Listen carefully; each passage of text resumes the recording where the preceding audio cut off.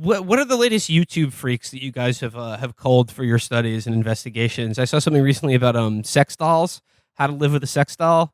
Yeah, there's a juggalo who made a fake documentary about how he met his sex doll, where they're like at the park and stuff, and he gives interviews to the camera. Like it's like Love After Lockup or 90 Day Fiance, but it's him doing every part of it and interviewing himself about his sex doll. And then there's a guy we found who does rants in his kitchen about LeBron James. I love how that he's guy. too beholden to China, and every single rant deviates into like an MPreg fantasy. It's like, oh, LeBron James, you suck so much Chinese dick that you're turning into a girl, and they're gonna knock you up, and you're gonna give birth, and Obama's gonna eat your pussy, and you're gonna scissor together.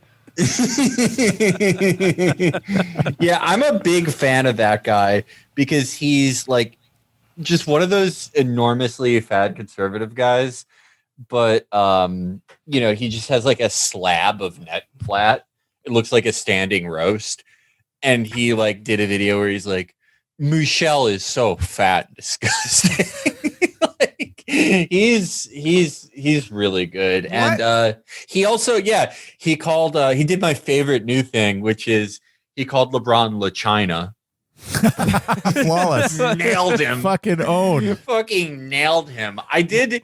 He's not said my favorite one, which is lay bisexual yet, but we can get him there. Le bisexual.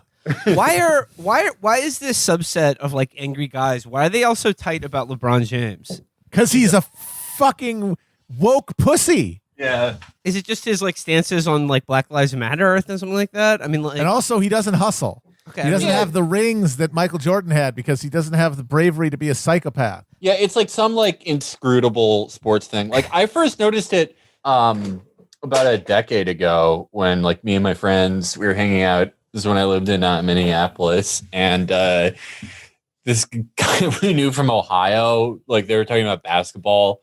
I wasn't really paying attention, and LeBron came up and he said, "Oh, you mean le shit?" Everyone just stopped and was like, "Nice one, man." He's like, "It's what everyone I know calls him," and it's like, yeah, I don't doubt that. No, they call him something else. Yeah, true. It's just like, why him though? I mean, it's just because he's the most visible, like, famous member of the. I mean, are there that many NBA players who like don't support Black Lives Matter that LeBron can be contrasted with? And it's not like you got to remember though, people have hated LeBron since the decision. Yeah. Okay, he's taking his talent. Like, this is all South built. Beach. This is sedimentary layers of resentment for years now. That really he was too much of a off. fucking pussy to beat them, and he said he went and joined them because he's the heart of a coward. Like that's been.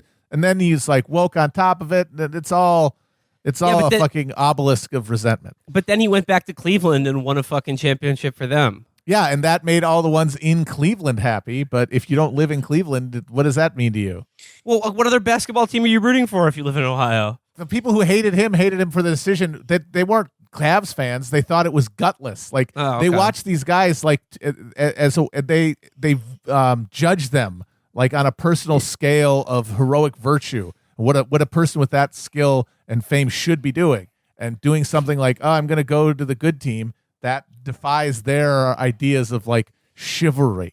I think there's there's a certain subset of like the American personality or like sports fan, I should say, that like looks at things like, athletic achievement or, people who have high status jobs, and like they get angry at them because they're like, well, if I had their talent, I would be more humble about it.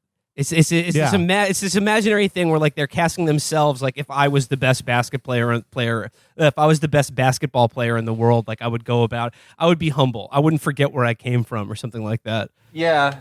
America is a nation of temporarily embarrassed 9-to-5 lunch pail players. Yeah, I mean, like I think like a big part of the American sports watching public is like just sort of like resentful, like neck fat slab white guys who like just resent like a black guy being good at anything. And so there's also this like weird racialized element of just like ogling like black guys' bodies and being like, oh, look how big his legs are. I bet he can jump really high. But also just this like fear and hatred of like any black guy who's good at anything, and it's like you have to find these weird reasons for why they're not like as morally righteous as you'd want them to be. It's the same thing with like there's this guy I knew who when I worked at a bar who is like a waiter, and he was like very adamant about not playing NCAA players. It's like, what the fuck? Like, why do you care if they like, why do you think they shouldn't get paid? Well, because they're amateurs. Yeah. It would be tainting the purity of playing basketball the right way. Yeah, no, it's like they should all just be happy to be there and be paid nothing. One of the ones where you have to pay them. They should have to pay NBA salaries to the college and crowdfund to play on a college team. Yeah, that's a lot of exposure. That's worth money. And then you get the NBA salary right after, and it zeroes out.